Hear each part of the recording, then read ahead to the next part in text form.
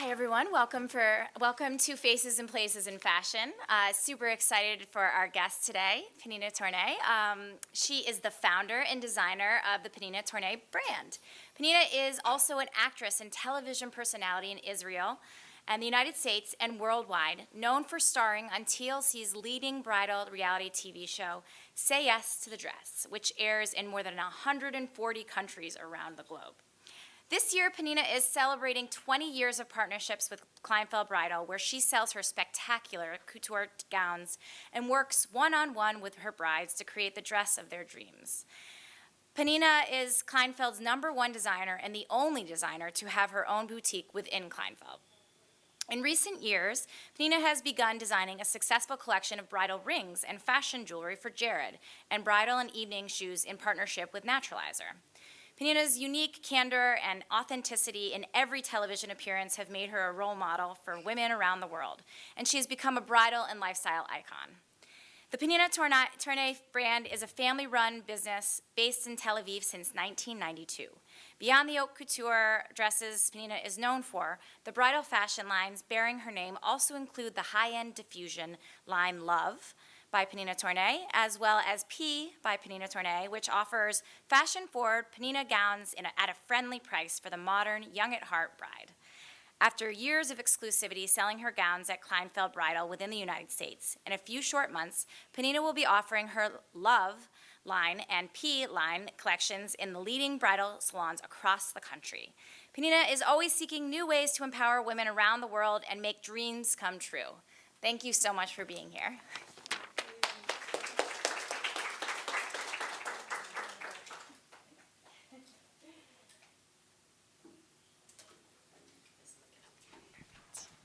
Hello, everyone. I'm super excited to be here today. First, because it's a school that teaches fashion, which is what I love to do, but also because I never studied in school. I mean, I was in school for 12 years, but I never studied, really. I never liked the feeling of being in school. I guess it's because I have all these OCDs and ADDs and all the letter of the alphabet. But I could never really function in how do you say, Yael? How do you say מסגרת? Structure. In a Formal. structure. Yeah, in a structure. So for me to be here today is super exciting, also very challenging, because every time I'm in a school, I feel that feeling that somebody wants to put me in jail. But that's my history. But I'm always very excited to see young people that invest so much in their dreams and their careers. And one of my I would say one of the things that I promised myself when I started doing what I'm doing is that I will always be there for those who might need guidance or, or advice or tips or jobs in the future. So I really need people who went to school. That's super impressive. Yeah. Can you you. share with us your journey on how you got to where you are with no formal training and design? So my dream, since I remember myself, was to become an actress. That was my real dream. I am an actress in my country. I am a television personality here in the United States. But acting for me was really the dream. I was so sure that I would become an actress and only that when we had to learn history or math or whatever, I would look at the books and say, but I'm never going to need this really for my acting career. So maybe I shouldn't, maybe I should skip. But I believe that in life we all have a dream, for sure. But more than that, I really believe that we all have a calling. And sometimes our calling is our dream, or our dream is our calling, and sometimes it's not.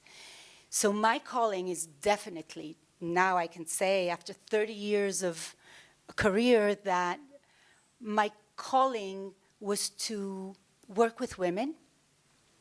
And this career started at one of the most challenging phases of my life, where I had survived an abusive marriage, and my son was taken away from me, and I had no profession because I didn't learn in school. See, so I just, the only thing I knew how to do was really dress my friends and dress people and give like fashion tips to everyone around me. And I always had a great taste in fashion. So I started this little business, and I sold dresses that I imported from Paris. And then one night I had this dream. And I'm a dreamer. I mean, I really am. I dream day and night. But my night dreams sometimes are predictive dreams. They really do come true. I mean, today the people who live with me and around me can tell you, and my husband is a very realistic man. The beginning of our marriage, he would never take me seriously or my dream seriously until I dreamt 3 days before the World Center was attacked. I dreamt that it would happen, and I dreamt exactly how it would happen. Gosh. And when it happened, I remember David looking at me. We were here in New York in our hotel room, and he all of a sudden stared at me, and he had tears in his eyes, and he said, I mean, I don't know how you do it, but I will never ever argue with you or your dreams again. So I had this dream, and in the dream, I was laying on this huge lawn. I was laying on my back, and these beautiful, beautiful wedding dresses, ball gowns, were falling down from the sky towards me. And I could see the smallest detail on those dresses. I could see everything. I could see the gold threading in the embroideries. I could see the precious stones. I could feel the fabrics. And it was so clear that this was like a message from beyond. And I woke up that morning and looked up to the sky and said, okay, God, I'm a huge believer in God. I'm a fan. I believe that when we have a dream, then the universe, or however you want to call, that power, is always there to help us. So I looked up and I said, okay, I understand the message, and I am ready and willing to do whatever you want me to do, but you will have to help me with this because I have no idea how to create a dress.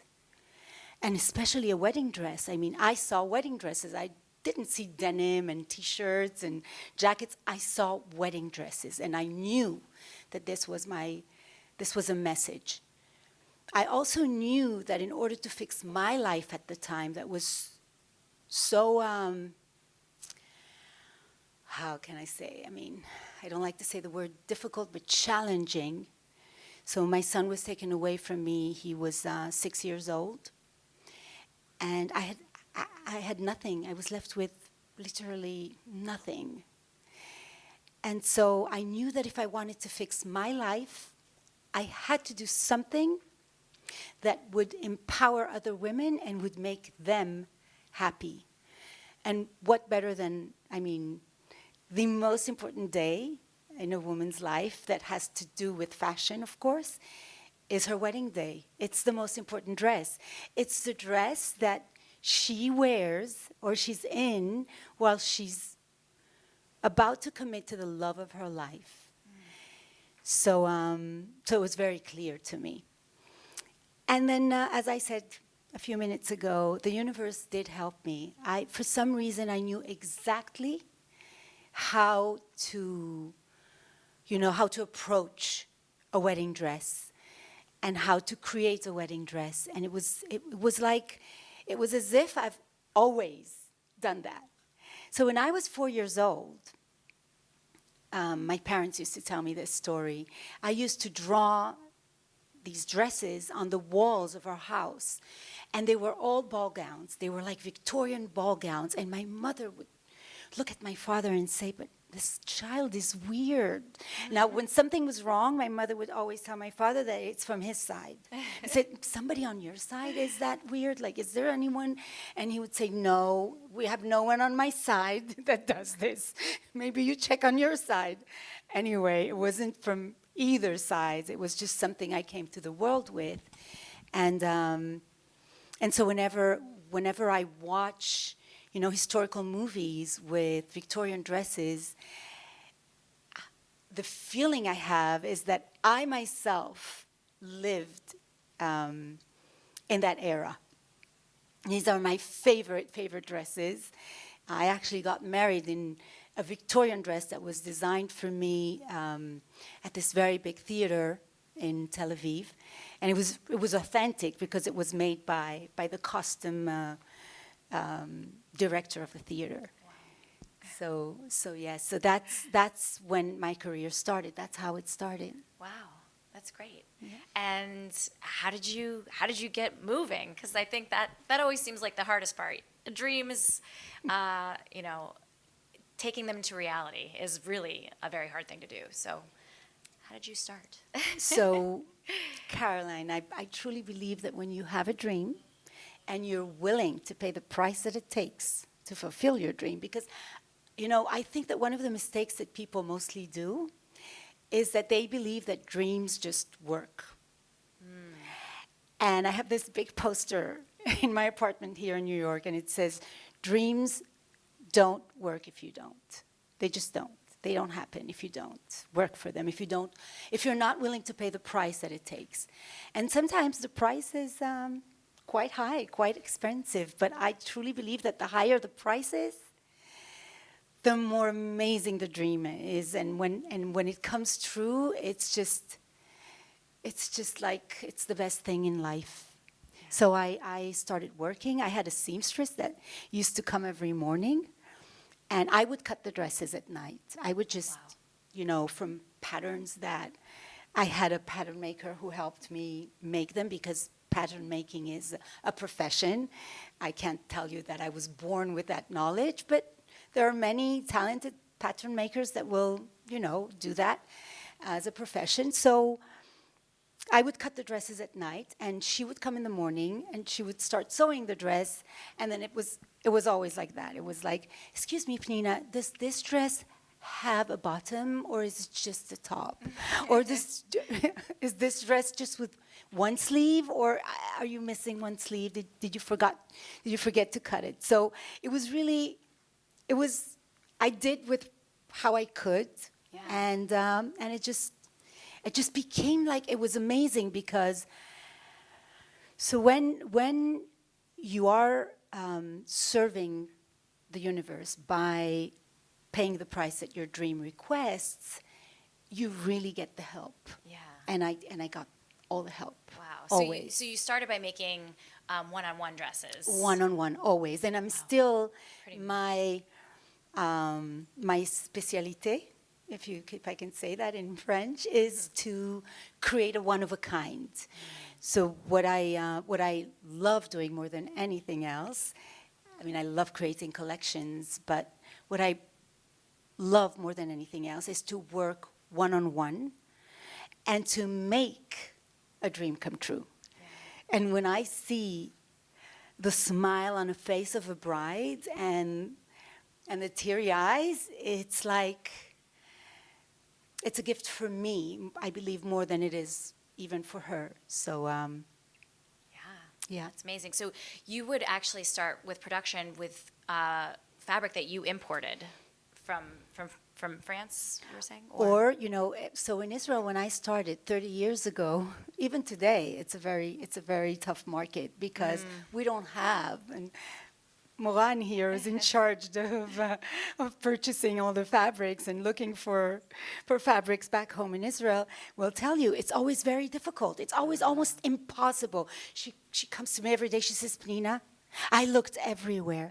And I say to her, well, look again, because we must find this fabric. So it's a very, very limited market, and the options are very limited. But with all that, and despite all that, I always had, so one day I remember I found this golden fabric that was like a lamé. You know what lamé is? I don't know, it's in French, but it's kind of, so it's usually a fabric that they use for customs or stuff like that. It was a very cheap fabric, but it was beautiful. It looked like real gold. Wow. And so I bought the fabric and I created this beautiful golden dress. And I put it on this, there was a pedestal at the boutique that I rented. And everyone came in from the street, even men, and said, what is this dress? What is this dress? And so I priced it very high because I really needed the money. I mean, it was survival. So I priced it so high. For example, I priced it $13,000 when the most expensive dress in Israel was like $1,000. And then people would come in and say, how much is this dress? And I would say, 13,000. And they would say, is this real gold? And so there were many brides that year dressed in gold, and it was beautiful. Real gold. Real gold. So now, 30 years past your dream and making it a reality. What do you feel like is the hardest part about running your empire? Because you've grown into something so much bigger than the one-on-one dresses back then. Yes, much bigger, thank God. But so I truly don't believe in hard. I never use that word. Nothing is really hard. It's challenging. And challenges are always here to bring us to the next level and to make us better. I think that, finances are always challenging. And I think that that's one of the most challenging, issues to deal with in a business. But thank God I have a husband who's very strong in numbers, and he does that in the business. He runs all the, the numbers and administration and everything that I personally don't like to do. Yeah, sounds like a great partnership there. Yes, it's a great partnership in life and in business. Yeah, and I think that I'm very lucky because the support that I have around me is really what helped me become who I am. Yeah. So I think that if I may tweak your question a little bit, sure. There's one thing that is very, that is super challenging, if you ask me. Once you become successful and famous and admired and loved, it's very, very easy to really take it seriously and believe that you are, touched by God or super human or whatever. And a lot of people fall into that trap. So I became very, very famous in my country because I participated in the VIP version of Big Brother, which is like the highest rated show back home. And so I came out of there and it was crazy. Everyone, from little children to old people, they were all coming to me in the street and hugging and kissing and we love you, we love you, we love you. And I remember saying to myself that don't fall into that. It's not real. I mean, it's beautiful, it's real love, but it's not something that should change you. On the contrary, it's an opportunity for you to become an inspiration for others. So I think that a lot of people that make it and become successful and famous, that might be the biggest challenge, to stay grounded and to understand that you're the lucky one. I mean, you are lucky because you can now pay it forward. It's not for you. It's not something that is about you and how wonderful and amazing and great and talented you are. Not at all. It's just because you're here because you have a message, because you can help others, because you can guide others. And that, I think, is something that I'm sure you all are going to be very successful and very famous. And that's my blessing to you all. But just remember that you once heard me say that. And be careful, because it's very tempting. To let it go to your head. Yes, very, very easily. Yeah. And a lot of See that. people, and a lot of stars, and a lot of people just lose their lives because of it. Yeah. Because it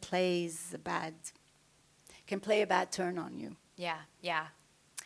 Well, so we were talking as we were walking in about your show that you're putting on Thursday, and wondering what that process is like, you know, especially for budding designers in the room who might want to do one themselves one day. Yes. That's a tough thing. I Yeah. mean, so whenever my dresses start walking the runway, the feeling that I have, so I'm behind the scenes, and I'm always in tears, and I'm always like, it's like a roller coaster. The feeling that I have is that I am walking naked on the runway. That's the feeling. And when I say naked, I don't mean naked. I mean naked that you can see my whole life in these dresses. You can see my whole life in these creations. And the tough thing is you ask yourself all the time, did I do right? Is this the right collection? Are these the right dresses? Are the dresses that are going to make so many brides happy? So it's tough. It's a tough project, first of all, while you're working on the dresses. And I always have 6 weeks, Yael? So Yael is an FIT Alumni, yes. alumni of FIT. I just learned the word today, alumni. And Christina is also an alumni. So I have 2 beautiful alumni on my team.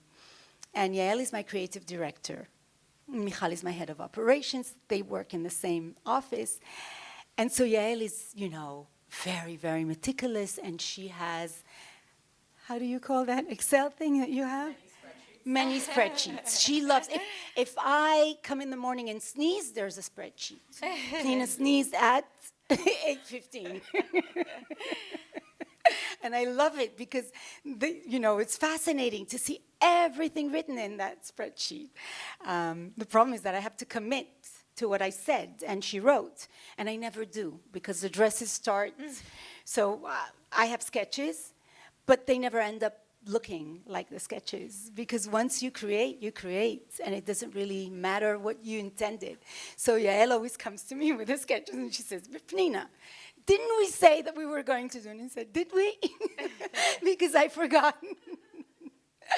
And then, they always try to restrict me to a number of dresses. But when you're a creator, it never ends. You go to sleep, you dream another 5 dresses, you come to work. Say, "I dreamt these 5 beautiful dresses. We have to do them. These are the dresses." And then we reach 30, 36, 38 dresses in a collection, which is impossible. Yeah. But I make it possible because in my world, nothing is impossible. And so it's a crazy process. And sometimes Yael is in tears. And when I leave the office, Yael looks at Michal and she says, "Does she know that she has another week?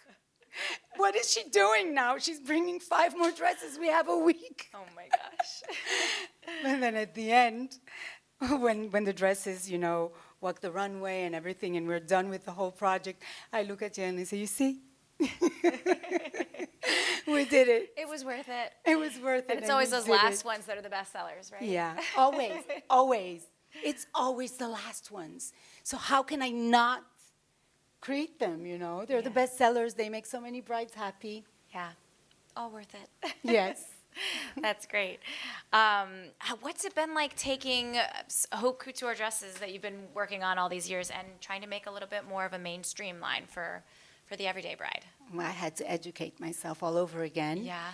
To be able to create a dress that has a tech pack. So when my very talented tech pack people came into the business, it was right when COVID started. And so I said to myself, I have nothing else to do. Let's explore something new. And Yael and Moran, who are so talented, took me into this journey into the world of tech packs. And it's fascinating. Like, how can you create a dress from this thing on the computer? It's like, I like to touch fabrics and change things and create incredible patterns and do the impossible. But when everything is like so organized, it's it's a complete other form of creation.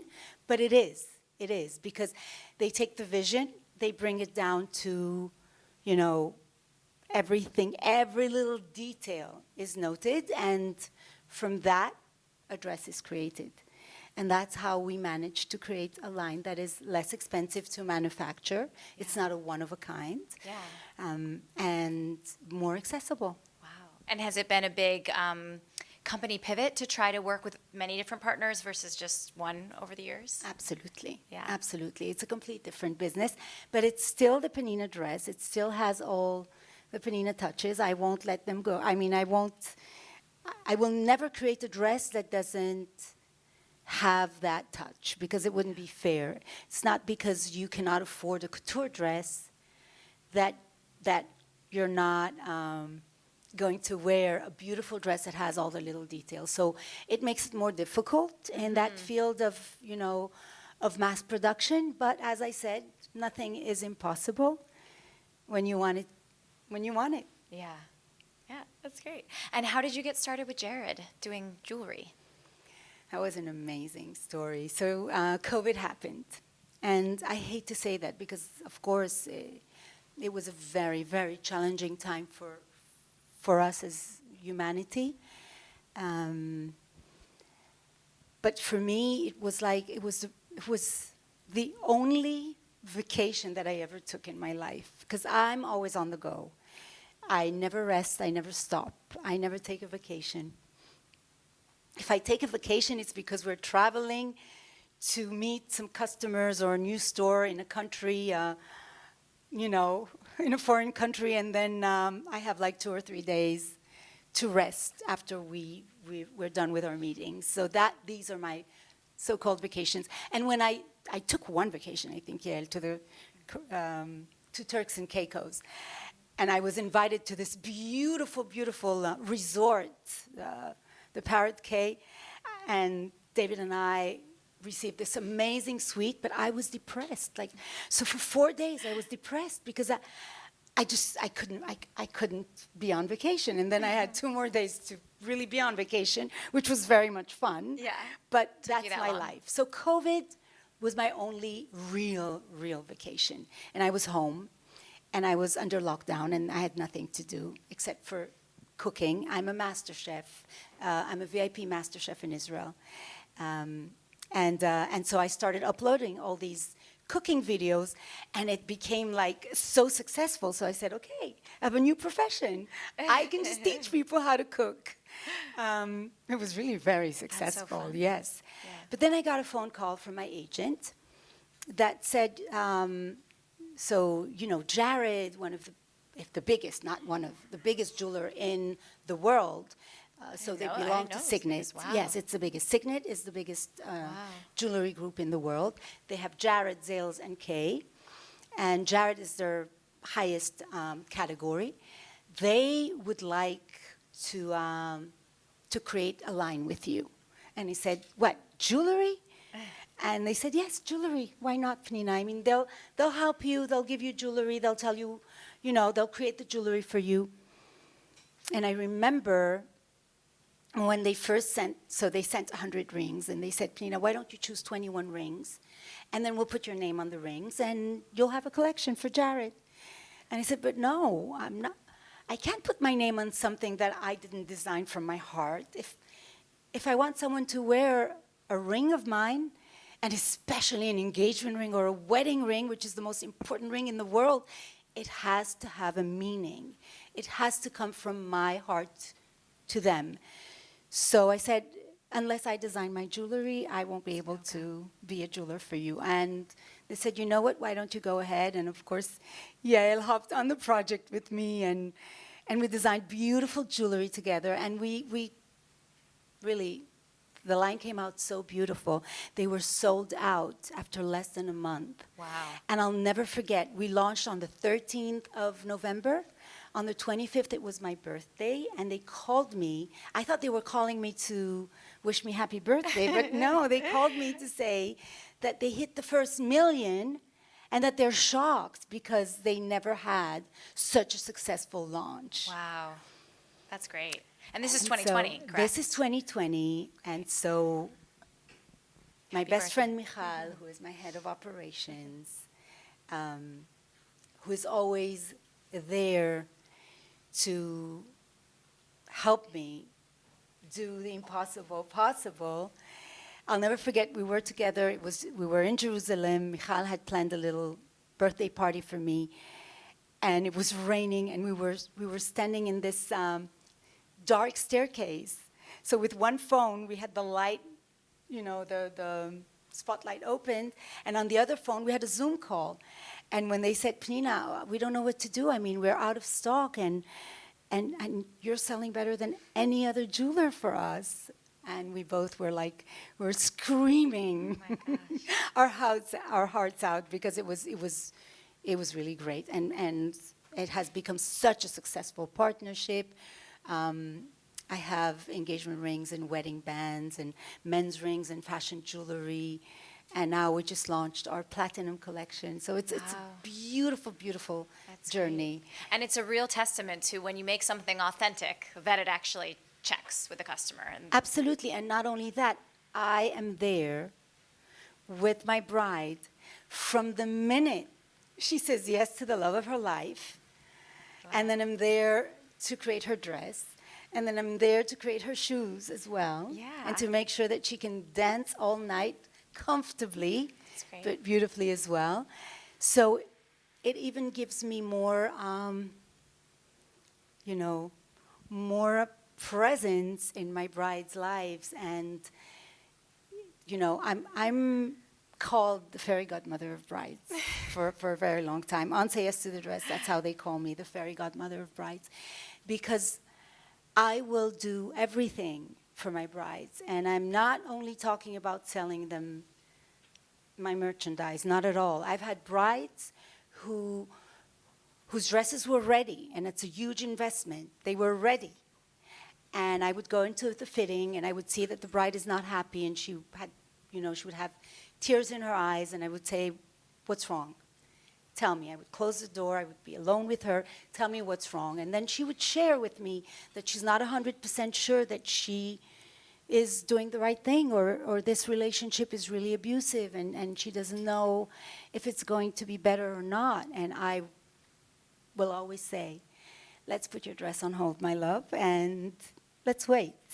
Because if you're not 100% sure that this is the person that is going to make you the happiest woman in the world, that you will wake up every morning with a smile on your face, because life is difficult enough, to deal with, then let's wait. Let's wait, and I will be here, and your dress will wait for when it's the right time. And I had brides who came back a year later, a few years later, and that was with the right person, and it was the right thing. So for me, it's not about selling a dress. It's not about, checking the cash or the check. Yeah. It's not at all. It's about being there for women at one of their most vulnerable time in life, where sometimes they cannot talk to their parents about it, or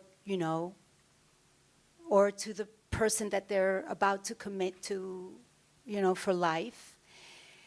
And they need someone who has enough experience and is there to listen and to guide and to help. And I think, so Kim is the director of my boutique together with Ali at Kleinfeld.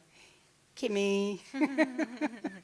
So you see, my girls and I, we're a very special group, because it's not really, it's not the boss, and it's not. We're really, really, really very, very close.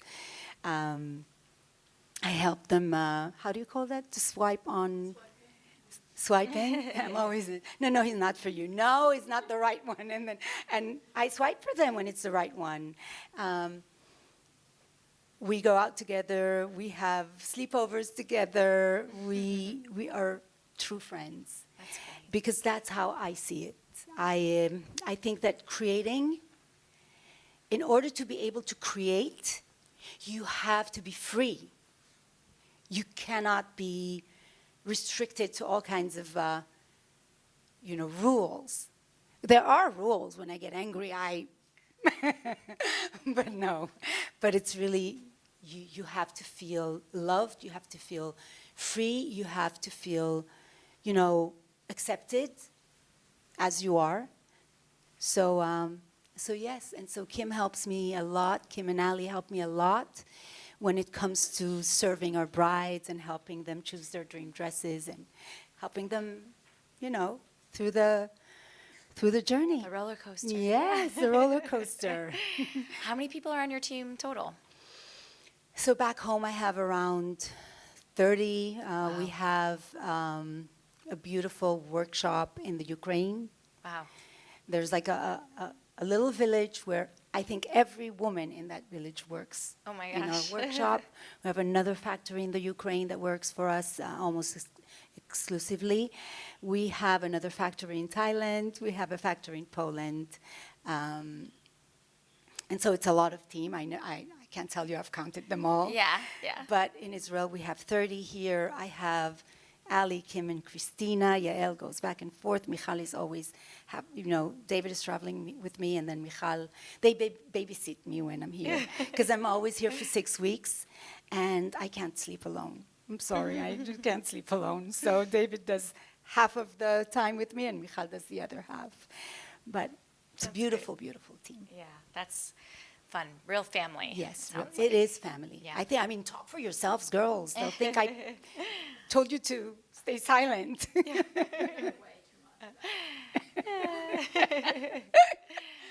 Oh my God. Christina, by the way, was an intern, an FIT intern when she started. Kim was also an intern.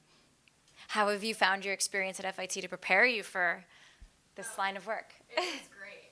I'll be honest, I did not end up doing what my major was, but I think just having the industry experience and being pushed into the real world, like from the beginning, was the most helpful. Did I say you are our marketing and social media director, or I forgot? I forget the titles. I'm awful with titles. This world should not have titles. And what was your major? Sorry. Fashion merchandising. Okay. And you ended up in Yes. media, social media. Yes, and she's excellent in That's that. great. So, but they're all, when I create a collection, they all come with, their visions and ideas. And there's a Christina dress, there's a Kim dress, there's an Ali dress, there's a Yael dress, there's a Moran dress. Yeah. It's Yeah, wonderful. everyone contributes. which Yes, is everyone important. contributes, and Yeah. it makes it even more fun because there's so many brides out there, and they all have their very particular taste. Yeah. Yeah. That's great. And yeah, how about So- you? Because you probably studied design here, right? I did study Yeah. fashion, I'm going to give you my microphone just so that the camera can hear you. Okay. Sorry. You didn't really ask me a question. I'm just wondering how your experience at FIT prepared you for this path in design. I would say that FIT really gives you a strong base in the technical skills required, and I really believe in that because I think that you can't really teach creativity. Creativity is something that you're born with, just like Pnina was born with it. But you can teach the technical skills, and those are really important. And the way you choose to employ those technical skills is what will take you further. Thank you. She's very good technical-wise. Yeah. That's And- good. As And the Excel thing. the Excel, I love that you have brought up the Excel for the designer on your team because we just last week talked about how important it can So be and how helpful it can be, even if you're a creative person, to Yes. kind of keep you organized. Absolutely. My life is so much easier with the Excels. I'm being very honest with you now, although I change them like every day, but still it really helps because it focuses you, or at least, I did change. I mean, I was completely, if let's say I was always above ground, now I really am very, very close to ground, thanks to. Just floating. Your grounding Yeah. team. Yeah. Yes. I love that. No, you touched on your shoe collection. How did that come to be? Wonderful. I mean, Yeah. I really felt that I was designing for Cinderella. Yeah. Yeah, That's with that intention. I wanted my shoe to find its princess. Yeah. So it was really wonderful. And Naturalizer is an amazing company because they're focused on comfort. Right. And so because I am very, very petite, I think I'm 5 Wow. feet. 8 feet, I know. You must be wearing some 5 crazy feet. heels. Yeah, so these are not my heels, my love. Oh These my are my gosh. extensions. Wow. Yeah, I live in them. I sleep in them. And so I know what it feels to feel uncomfortable. I mean, I know. It's a nightmare. When your feet are not happy, you are not happy. And Naturalizer explained to me that they have this technology that makes sure that the tip of your toes are connected to your brain. And they are the ones to signalize your brain whether you're happy or not. Oh. So I came up with this slogan immediately. I said, the smile on your face starts at the tips of your toes, which is the slogan for my collection. I love that. And it's real and it's true, and they have a wonderful technology. And so to be able to offer a bride an accessible pair of shoes, because the price point goes up to $300, $320. Which is really And they reasonable. are gorgeous. Yeah. Not because I designed them, but really they are. Yeah. And they have a message of love. Each shoe has a message of love on the sole. So it says, you, me, and the life we create together, dance me till the end of time, two souls become one. There's always a message in everything I do, on my rings as well. There are 3 little diamonds on my signature cuff, and they symbolize you, me, and the life we create together. So there's always a message in everything I do, because as I said, we're here to bring something down to this earth that will make other people happy, that will bless them, that will protect them. And so if you do that and you're talented, which I'm sure you are, it's a win-win situation. Love that. We've talked about so many things that you have to be proud of, but I wonder if you could tell us what you're most proud of thus far in your career. I would say my grandchildren, but they're not, they're not part of my career. I have 6 beautiful grandchildren. Oh. But I am most proud of my team. I really am. That's great. They're amazing people. I don't know. I must have done something right in my past life, because I have the most amazing people surrounding me, supporting me, the way they love each other. Yeah. It's the most important thing when I see them get along so well. And, they put their ego aside, which is the most difficult thing in this profession, because creators have ego. And it's good. You must have ego if you want to succeed in life. But you should have it where you really need it, where it really comes to help you, not just pure ego. So when I see them work together and how much love they have for each other, and how blessed I am by the love that we share, then this is for me Yeah. what I'm most proud of. That's great. Yeah. Flip side question would be, when do you feel like in your career maybe you made a mistake, and how did you recover from it? I love mistakes. I love them, because they are the best teachers and the best guides that we receive in life. So, well, of course I made mistakes. I always do. But I learned from them. A funny mistake that I did on television, we were filming for Say Yes to the Dress, and I was there with the whole family. And the dress was too expensive for the family to pay for. The bride really wanted that dress, and she had tears in her eyes and everything. And and I looked at her family and I said, okay, so now is the time to break your guinea pigs. And they all look at me and they say, or what? They say, you're a guinea pig, you know where you put the money. And then the consultant said, you mean piggy bank? And I said, yes, I do. I mean piggy bank. So a lot of guinea pigs. mistakes, guinea pigs. They remember it until today. There's funny. another very funny story that I'll tell you about filming Say Yes to the Dress. I had a bride and her parents, her father and her mother.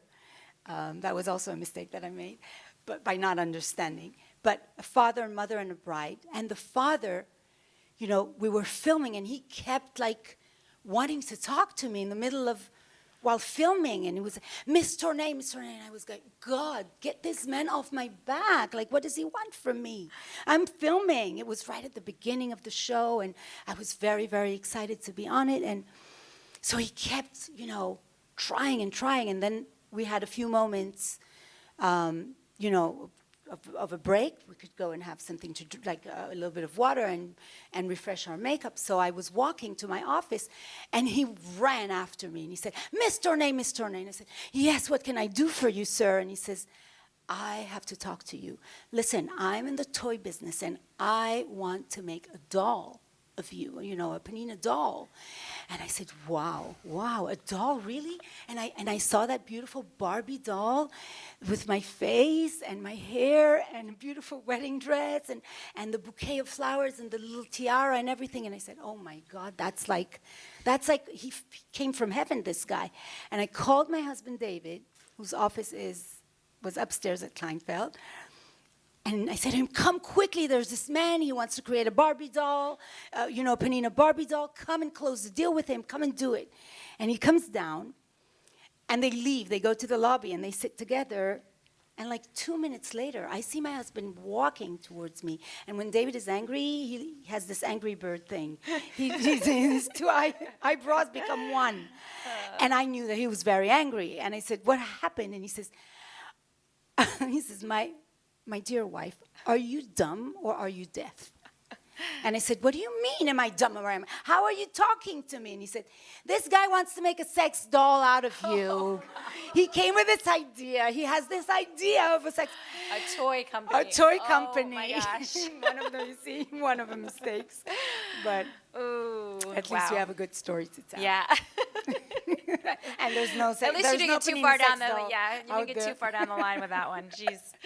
I would have made millions, though. Yeah. That was the mistake.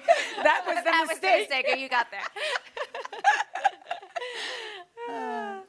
Well, who is the most interesting person you've met? If we're putting that man towards the bottom, but in your career. Wow, so many. I really do. I meet interesting people every day. It's amazing, the interactions. But I had, not recently, really, recently I had a bride who had a terrible accident in a gym. This huge machine fell on her and paralyzed her from head to toe. And her dream was to wear a Pnina dress. So she came to Kleinfeld, and we had this special, we prepared this special bed, for her to lay on while we were dressing her in the dress that she wanted to wear. And this woman was so inspiring, full of life. She was so happy, to just, have the privilege of getting married to the love of her life. And she gave me, she really changed a lot of things that I needed to change in my life. Yeah. Wow. That's inspiring. Yes, very. But so many. I met with Obama's right hand because I dressed his fiancée. She was a beautiful, beautiful bride. And it was a the beginning when I started working here in the United wow. States. And I remember asking her, so where are you getting married? And she said, I'm getting married at the White House. And I asked her, wow, do they rent rooms for weddings at the White House? I mean, I almost wanted to ask my husband to renew our vows at the White House. But no, she said, no, I'm getting married with one of Obama's closest AIDS. aides. And so her husband was waiting in the lobby, and I asked to meet with him, and Wow.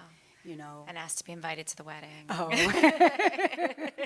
I don't think I think I need to come that day and dress you. I'm just pretty sure I Yes, need to be there. I have to open your train when you walk down the aisle. Yeah. Oh my gosh. How do you get started with designing? And is there anything that you use as an inspiration that you keep going back to find your new trends or ideas? No, my love. I'm sorry to Your disappoint dreams. you. I just see the dresses. I just see the dresses. I can see them everywhere. I can see them if I'm. I love historical movies. I love all the, the crown and the duchess and the empress and the. I can sit for hours and watch these movies with these beautiful dresses. I love. I just love everything that's beautiful, and I can walk in the street and see, someone wearing something very, very special that attracts my eye, and I can take my inspiration from there and bring it into the bridal world. Again, as I said, when you're open to receiving what the universe has to offer, then it becomes so effortless. It just happens. It just comes to you. All you need to do is grab it and be thankful for it. So that's one thing there's not a day that I don't start my day, with thanking for everything. Just thanking, because nothing is to be taken for granted. And this world is going through a very tough time. And there's a lot of suffering. There's a lot of hate. And I think that when we want to be creators, no matter what we create, we cannot have hate in our hearts. We can only have love. Creation comes from love. That's the source of creation. And so this new collection, this 2024 couture collection that I was working on, I just couldn't find a name for it. I never have a name before the collection. It's always the dresses that come and tell me their story. It's not the opposite. I never decide, okay, I'm going to call this the dream of Marie Antoinette. Never. There's no, I don't decide. I'm just the Vessel? the vessel. Exactly. And the dresses are the tools. So I was looking for a name and looking, and like my head was like, what am I going to call this beautiful collection? Because the dresses were gorgeous. And for some reason, the name Utopia came to me. And I said, yes, that's very accurate. It's very relevant for today, because there's so much suffering in the world. There's so much pain. There's so many natural disasters. There's so much drugs. There's so much loneliness. COVID really hurt us deeply. And so I said, yes, I want to bring utopia down to the world, for the whole world. And then there was this song on my YouTube feed that kept popping up and coming back to me. And the name of it is Better Days. And the song says, we dream, we hope, we pray for better days. And I was like, okay, what am I going to do with this song? This song wants to be heard. And I had a meeting with my staff, and I said, okay, this is the theme song of the collection. And then Yael, of course, which is always very, very meticulous about everything, she says, but Pnina, what are you trying to say? That we're living bad days? Why are you praying for better days. And I said, I don't know, Yael. I just don't know. This is the message. Had I known that, to me, it would be so so relevant. Yeah. And so we had to postpone our runway show from October the 12th to November the 2nd. And again, anyone who wants to attend the show is more than welcome. You'll sit on the laps of whoever is sitting on the front row if we don't have seats. But you're all welcome, all of you. It would be a huge honor for me to host you at my runway show. And so the show is going to walk. The dresses are going to walk, and they are going to spread the message of better days for the whole world, because it doesn't matter to me what religion you're from, or what culture you're from, or what country you're from. As long as you're a person of peace and love, for me, we are all one. I called my jewelry collection One. That was the message. We are all one. And unless we understand that, us, the good people, because at the end of the day, it's a war between evil and good. I mean, that's where we're going. That's the end of time. It's a war between evil and good. So if we hold hands together and we decide that we are going to save this world and make it a good place for our children and our next generations, then nothing in the world will ever stop us from continuing humanity in a good direction. Yeah. Oh, I love that. And excited to see the show. I'm so excited to have you there. I mean, an authority. I'll have an authority at my show. I don't know about that, but I'm sure, Caroline. well, as a class, we developed 3 questions at the beginning of the semester that we're asking all of our guests all semester. And the first one is, looking back on your journey, what do you think is the most important decision you made in your career, and why?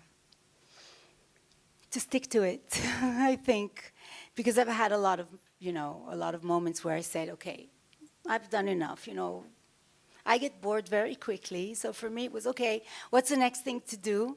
But today I understand the value of being who I am, being able to work with women, being able to be there for them, being able to help them change their lives. So I think that to stick to my career was the best decision. Yeah, it's great. And it shows in the work and the sales. Yes, thank God. Yeah. What do you look for in potential hires? The soul of a human being. So when we hire, it's usually Michal, Yael, and I, and then once they're hired, they go to David to close the salary, because he's the number person. But usually it's Yael and Michal who ask all the technical questions, and I just sit in the room and look at the person and ask them random questions that I feel, are right for me to ask them. And if I feel that that's the person, then I will hire that person, even if they don't have the highest level of, the skills I'm looking for. Everything can be taught, but one thing cannot be taught, is that passion that a person has, that, creativity that they were born with. Like Yael said, you cannot just wake up one morning and say, okay, I am a designer. You have to be born a designer. You have to have that fire in you. You have to be able to see the unseen. So that's how I hire. I hire by just, and I would hire all of you. I've been looking at you for all this time, and you're all hired. Well, actually, that's how we were connected, is because one of my students from last fall, I think it was fall, not spring, was one of your interns. And he connected me with your team, and then we, it all, that's why you're here. We have a lot of FIT interns, Yes. a lot of them, and we love them so much. Yeah. It's so much fun working with them. Yeah. Christina. And then I grab the best ones and I Keep them. keep them. That's great. What do you think is one of the greatest challenges that's facing the bridal wear industry today? I think the fashion industry, the high fashion industry, the bridal wear industry, which is haute couture usually, it's a dying profession. I mean, you can't find a seamstress. It's easier. I mean, it's easier to become president of the United States because to find one, because a seamstress is so rare. I mean, I never see young people like you say, "Oh, my dream is to become a seamstress. I'm dying to become a seamstress." You just don't, because it's not a, you know, and it's very, very difficult because it's just Dying it's just skill. dying slowly. Yeah. And we'll need robots to do that for us. Hopefully, Yeah. they'll come up with a good robot. Yeah. Yes, Yeah. an AI that not will too long. sew and Yeah. cut the pattern makers, beaders. All these professions are so difficult to find. Yeah. Very important. Yeah. Thank you. That's great. I could go on and on. I definitely skipped over a bunch of questions, but I know there are a lot in the audience, so I want to make sure I give proper time for people And to please ask. feel free to ask me anything. I am not afraid of questions, and if I don't have an answer, I will say that I just don't have the answer. Yeah. Let's start over here. How do you think your upbringing has shaped or helped you? Sorry? How do you think your upbringing has shaped or helped you become the designer you are today? I'm so sorry. I apologize. I don't understand the question. Like the way you grow up, like how your parents taught you to be a person, your upbringing, like how has it shaped Your you childhood. to become the designer you are today? That's a very, very good question because, so my mother always, because she wanted me to be successful and she knew that I wasn't really good at school and I didn't want to study and she wanted to scare me so that I would study, she would say, you know, you're going to be nothing. You're not going to do anything in your life and you won't have a way to, you know, support yourself and your life is going to be horrible. And the truth is that I wanted to prove to her that I was going to become something, that I went all the way and I gave everything I had. And she's in heaven now, but she was very, very proud of me at the end. So that I think really gave me a big push, if this is the right answer for your question, my love. It was a motivation. Yes, Yeah. big motivation. Yeah. Yes. Love it. Can you just say your name before? My name's Isabel. Isabel. Oh, thanks. If everyone can make sure you speak into the microphone, that'd be Yeah. great. You said you were influenced a lot by costume design. Would you ever consider, or have you ever considered going into film and TV and costume design yourself? I did design once a theater show back in Israel, and I was nominated for the Oscars for the costumes. Of course, I didn't get it because the industry deserves it. You know, they work at that. That was like a one-time thing for me. It was amazing. It was amazing. It was a show about, they took all the fairy tales and created one show from all the fairy tales. So for me, as the fairy godmother that I am in my nature, it was like partying every day. I dressed the men and I dressed the women, the actors and the actresses, and it was so amazing. But it's not for me. It's very, very challenging. Yeah. Yeah, more than bridal. What was the show called? It was called Everything is a Fairy Tale. Everything is a fairy tale. It was beautiful. And that's how I met my friend Michal, whose ex-husband was one of the leading actors on that show. I don't know if you watched the show Fauda, but he's one of the leading actors in Fauda as well. So he's one of the biggest actors in Israel, and that's how I met her. See? Wow. So something good So it's came out good of fate, it. yes. Something good. Yeah. Wow. And was this before you were already doing bridal, or I was doing bridal. Or you were already working? Of course. in I was there, yeah. already in the fairy tale world. Got it. By doing bridal. Bridal is Yeah. fairy tale. I mean, really. Yes. I love it. Well, it's actually interesting because we've talked about that in this class, how costume designers are really designing for one person in mind, whereas most designers are designing for the masses. But in your line of work, a lot of your dresses you're designing for one specific For person. one specific so person. Kind of has a synergy there. Made to their measurements. So Yeah. yeah. So it's really a one of a kind every time. Absolutely. Thank you. Let's. Oh, okay.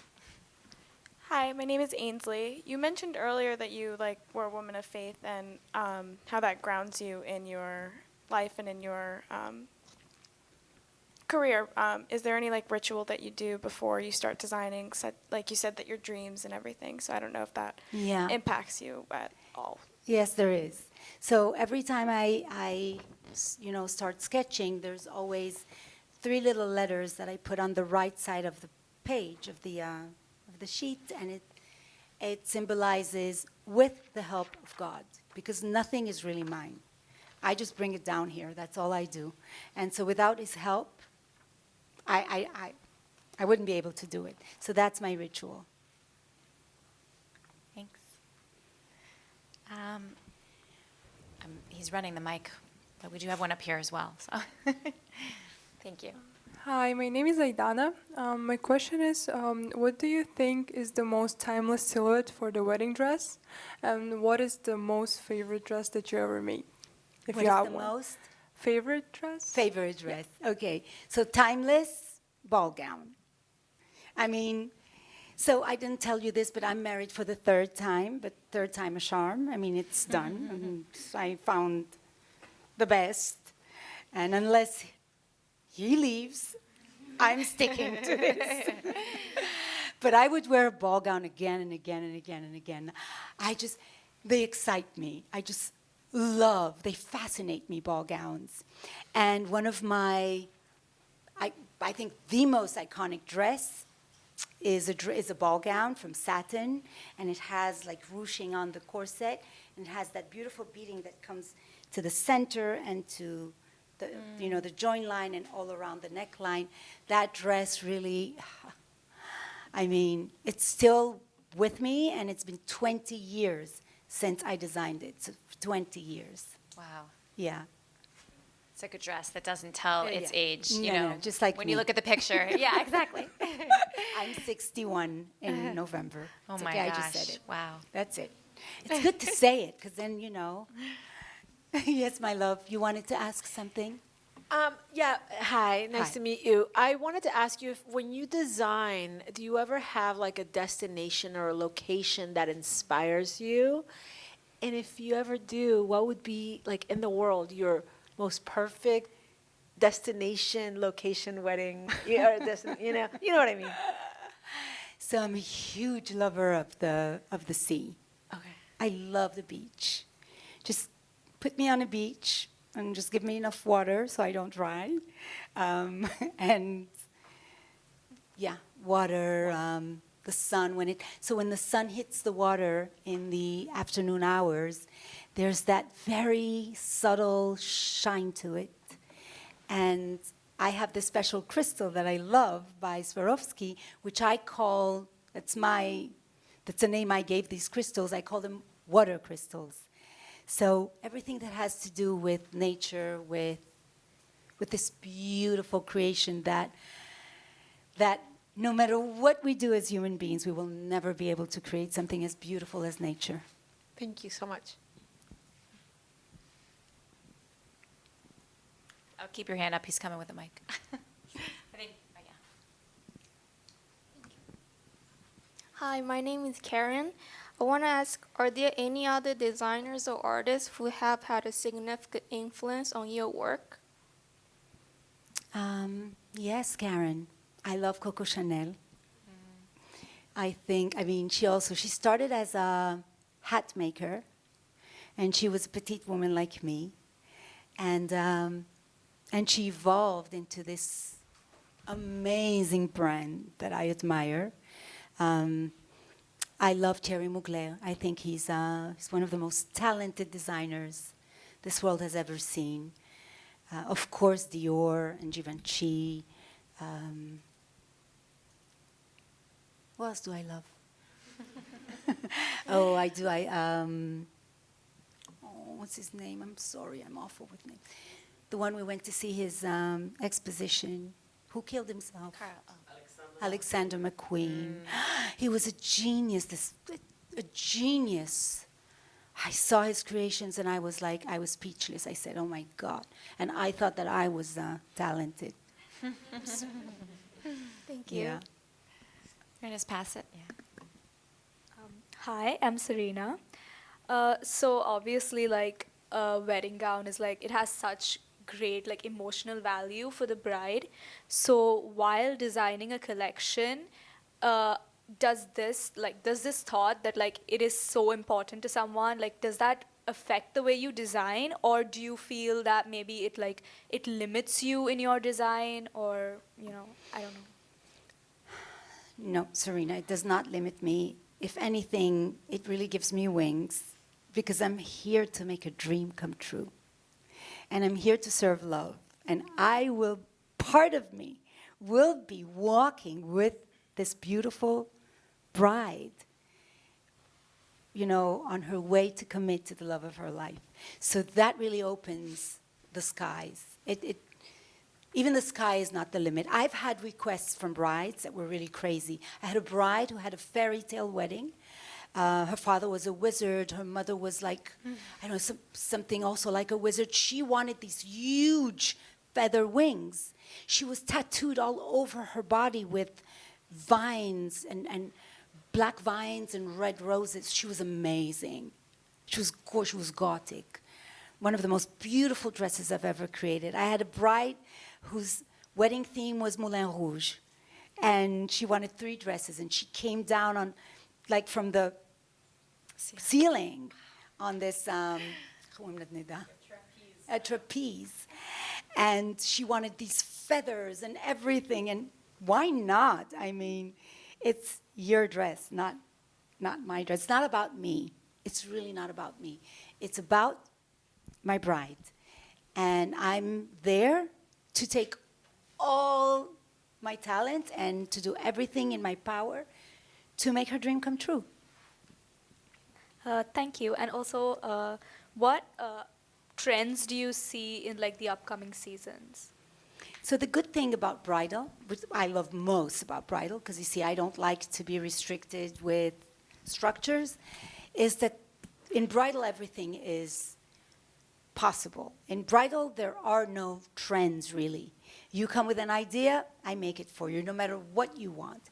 We are seeing a lot of dimensional flowers. We're seeing beautiful capes. I will be showing on my show a few beautiful capes. This year, I came up with this incredible beadwork that I'm the queen of bling. So I'm known, for incredible beadwork. But this year, together with my talented team who helped me, because it was so crazy, the project was so crazy that we needed to bring it down to some kind of structure. And the beading is just amazing. We're seeing a lot of beading. We're seeing a lot of dimensional flowers. We're seeing long sleeves. We're seeing big structures in haute couture. I mean, this year was all about structures. So and haute couture in fashion always affects bridal. So you'll see a lot of elements coming into bridal. Thank you. You're welcome. Can you actually pass right behind you before we go forward? Hi, my name is Tass. What's one piece of advice that you carry with you to this day? An advice that I can give you? Just anything that you carry with yourself to today. Never, ever, ever give up. Never, ever. You want something, you have a dream, go for it. No matter who stands in your way, go for it. It's yours. It's your dream. If it's your dream, then it's yours. Do it, believe in yourself, be true to yourself and only to yourself. Don't fall into the trap of pleasing anyone. Please yourself and go straight to your goal. Don't look right, don't look left. Thank you. You're welcome, my love. And if you need any help with that, come to me. Hello, I'm Ananya. And I had a question. When you initially started, Since it is haute couture, I mean, it is all very expensive and extensive, every single thing that you put into the dress. So what was your experience like? Which one did you go for? Did you go for something more lighter because maybe initially you didn't have the means to go for something that was that extensive? Or did you choose to go all out and extravagant and, just out there for your entire collection? Which one did you choose? How do I look to you, my love? The second. Do I look simple or extravagant? Extravagant. So I sold everything I had. Everything, all my jewelry, all my clothes, everything I had. I was very lucky because I rented this boutique from this old man who, who would come every month to collect, the rent. And then one month he came and I said, I have to close because I can't pay you. I just can't pay you anymore. And he looked at me and said, well, that's okay. You stay here and you do what you do. One day you'll be able to pay me. And I was very lucky. He was an angel from God. So I stayed. And, it happened quite overnight. I became very, very successful. And I paid him. So always extravagant. Always think big. Don't think small. Do not compromise. Whatever it takes. Thank you. And you're very beautiful. Hi, my name is Amanda. I wanted to ask if there's any specific elements that you have to include into your collections or your designs. What makes a dress a Pnina Tornai dress? That's a very good question. It needs a structure. I'm very, very, very meticulous about the structure. I think that the base of the dress is what really makes the dress perfect.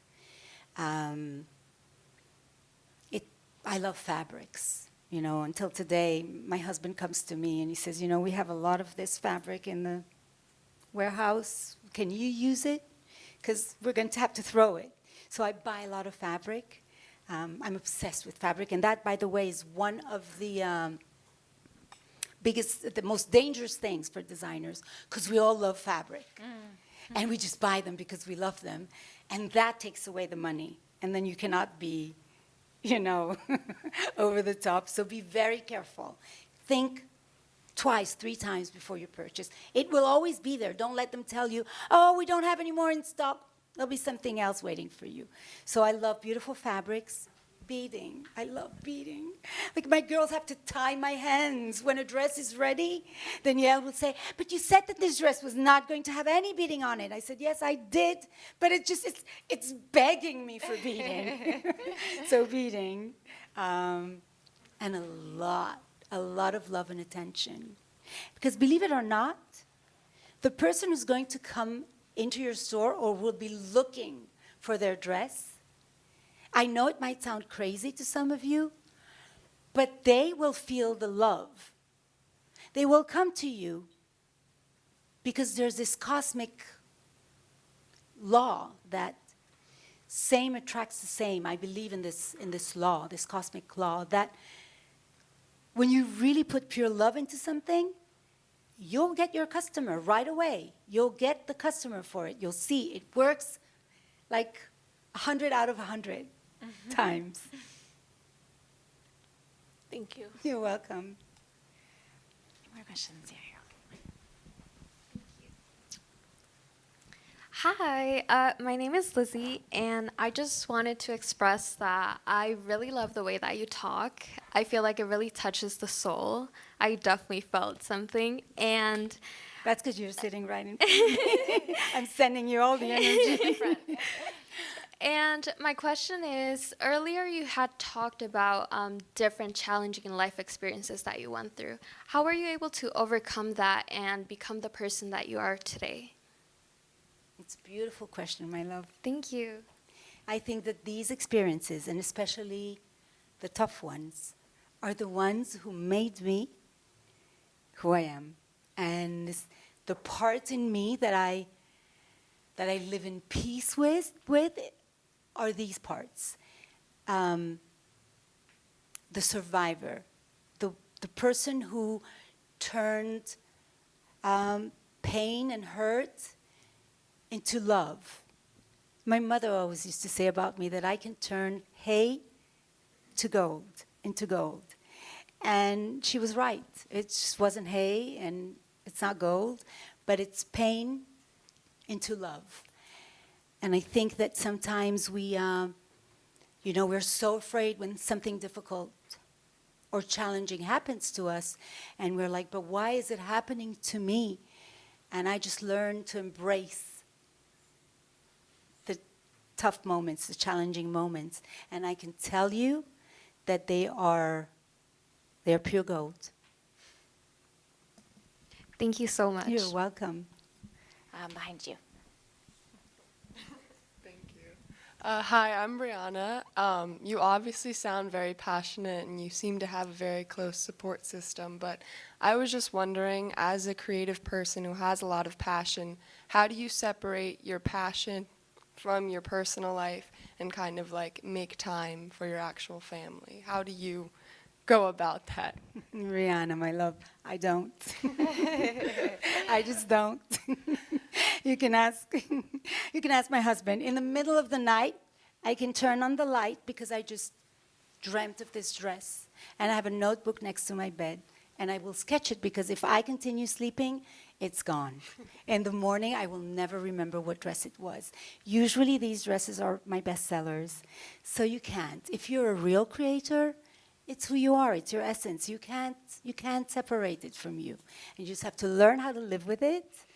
And those who love you, and if they love you enough, they'll be part of this journey with you. Yes. Hi, my name is Isabel. I know that with working in the fashion industry, it's very easy to get lost in like hustle culture. I mean, you mentioned that you couldn't even get a vacation until COVID hit. So I was wondering if you do anything, like have any rituals for grounding yourself that you could maintain the passion for what you do. Yes. So I do some Pilates. I love cooking. Cooking is my passion. I think that food is a language. I believe it is. And I believe that when you cook with passion and love, those who taste your food go through an incredible experience. It's like ecstasy. I mean, I've never taken ecstasy, but from what I know, it like uplifts you. I love nature, so whenever I have a chance, I like to walk. As I said, I have 6 beautiful grandchildren, and I am the fairy tale grandma. I teach them how to dream and how to fantasize and how to see things that don't exist.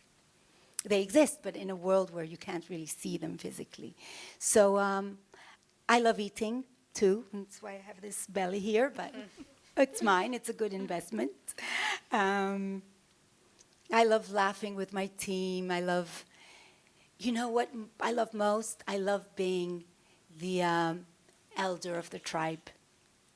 Because I believe that what your generation is missing is the tribe elders.